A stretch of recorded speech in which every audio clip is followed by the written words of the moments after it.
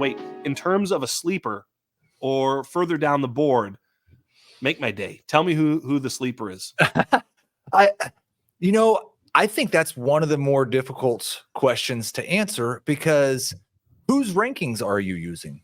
I know. Like, that's you why can I'm curious to see what you think here. You can find guys that are right RB12, RB15, and somebody else will say, no, that guy is not a sleeper. I think he's the third best running back. That's a fact. But I do like what I've seen from Ray Davis. So I'm gonna say, assuming he's the guy who's going to be available in round 3, like, that's the guy that, man, if you can just get him into space, nobody tackles him. Right. So I think he's got some. I don't know that there's going to be a guy that comes out of the round 3 of rookie drafts that turns into a workhorse running back, because we just don't have very many of those, period. And so I'll take somebody that, if he happens to get 170 touches one season, he can make enough guys turn that into fantasy production. I'm going to give you 2 guys that you tell me if you're with me or against me here. Okay. I think Will Shipley is getting a little overlooked. I think he's got pass catching chops. I think he's big enough to carry a bit more of a load than people give him credit for, maybe because he's a white guy. I know he gets automatically comped to CMC, and he ain't quite CMC. Of course he's not, and that's not the point. I think he is more of a guy that can play a second half of a 2-headed backfield, which almost all backfields are at this point. And he can play the more profitable side, which is the guy that catches the passes. So, if he and Braylon Allen ended up on the same team, and they cleared the running back room and it was just those 2 guys, I'd have Will Shipley way over him, because I think he's going to get the more valuable touches in that equation. I like Will Shipley. What do you think of Will Shipley? I think you were right. Like, I don't have a strong opinion on Shipley either way, but I think you were right in that we got to get away from the idea of this guy can't ever be a workhorse. So I don't really have that much interest in him, because there aren't enough of those guys. We need guys like we saw from HN last year, like we saw from Spears a little bit last year, those guys who can work with 10 to 12 touches per game and still be fantasy relevant. And there's kind of 2 ways to do that. You can be the hyper efficient, average 6 yards per carry and bust a play once every 7 plays, or you can be the guy that a high percentage of your touches are catches. Right. And like that, Shipley kind of fits that second profile better.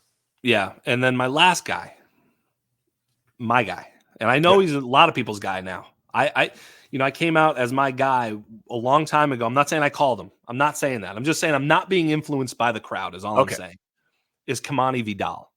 And I keep hearing Kamani Vidal from a lot of different places.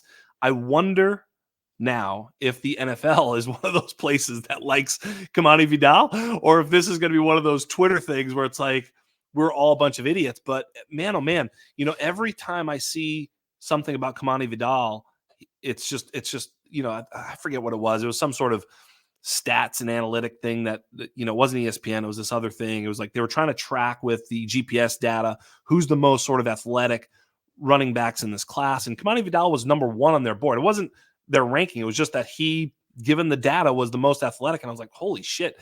This kid, I didn't think he was going to run fast, and he ran a 4.45 or whatever he did at the combine. I mean, wow. Very, very productive. What do you think of Kamani Vidal?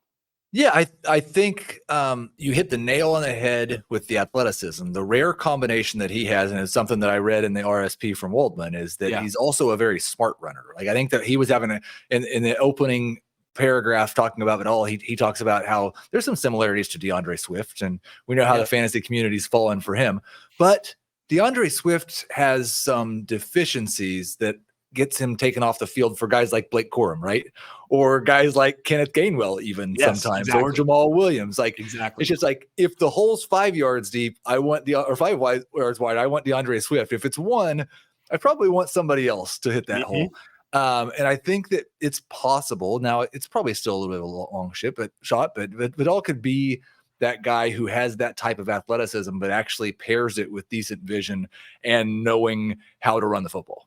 Yeah, I first unearthed him with the activity I do every year, Heath, which is I take the projected, like mock draft database, and I just go down the running backs, and I don't even know all of them. I mean, obviously the top guys I do. Right.